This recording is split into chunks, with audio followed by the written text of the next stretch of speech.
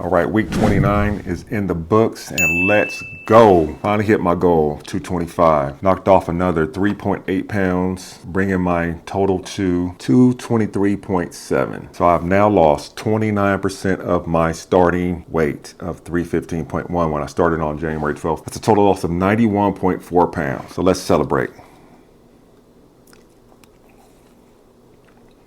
Well, that was a Pink Lady donut from a Vegas staple, Pink Box Donuts. That was probably my second favorite donut in the whole world. I haven't had a donut since before January, I think it was. So that was really good. So let's get into the week for me. I think this was probably the hardest week that I've had on this journey so far. Not because of the weight loss, not because of the working out. I was dealing with a lot of constipation, which started the previous week. And as I mentioned in last week's update, that I think I was going to have a big number this week because of the inflammation and constipation I was dealing with at the time. I think at one point in week 28, I put on 2 pounds in 2 days, according to the scale, which is impossible. I think it had a lot to do with the types of food that I was eating, which generated some inflammation and some constipation that I was dealing with. And that seemed to resolve itself but my wife wanted some pizza for lunch, so I ordered a pizza. It was a small pizza and I had 2 of the small slices. And then the next day, the scale said I gained a pound from Sunday. So I ended up not having any bowel movement for over 2 days. The movement that I did have was very, very slight. And that was despite using Mago 7 and Marilax. So what I focused on was increased water intake, and that got things moving on Thursday morning for me a little more, and then Thursday evening. I'm typically pretty regular. I wake up at 4 o'clock in the morning, typically to go to the gym before work, and I go then, and then again when I return from the gym. Not going for more than 2 days was very irregular for me on this journey, but the constant water intake helped get things moving. Got moving on Thursday,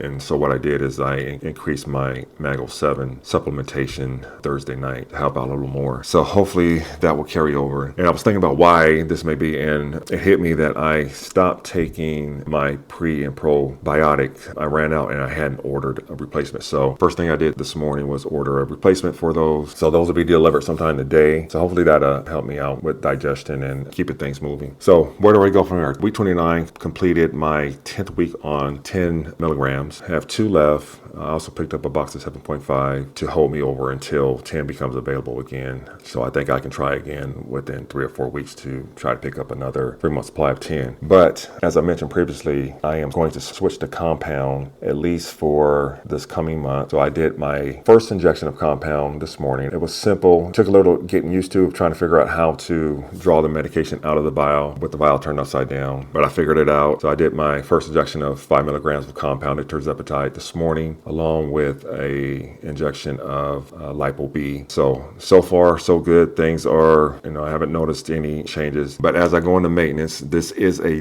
drop in doses by 2 levels. So I'm going from 10 to 5 going into maintenance, and to go to an injection schedule of every other week. So that will give me the effect of 10 for the first week, and with the half-life of the medication, it would be like having an injection of 5 for the second week, theoretically. But now since I'm on compound and I have to do the injection weekly, I drop down to 5. So we'll see how the change in dose impacts me going into maintenance. I'm also going to dial back my workout schedule. I have been working out for 6 days a week. That's 6 days of cardio, doing 45 minutes to an hour on the treadmill at 3.8 mile per hour pace with a 1 to 1.5 incline. And then also doing 3 days of weightlifting for 45 minutes to an hour, generally Sunday, because I don't have to worry about going to work. I'm doing an hour on Sunday of weightlifting, and then Tuesday and Thursday, it's typically 45 minutes because I have to shorten my workout in order to come home and get ready to go to work. So I'm going to drop from 6 days down to 4. So that'll be 4 days of cardio and 3 days of strength training. So we'll see how that goes with me going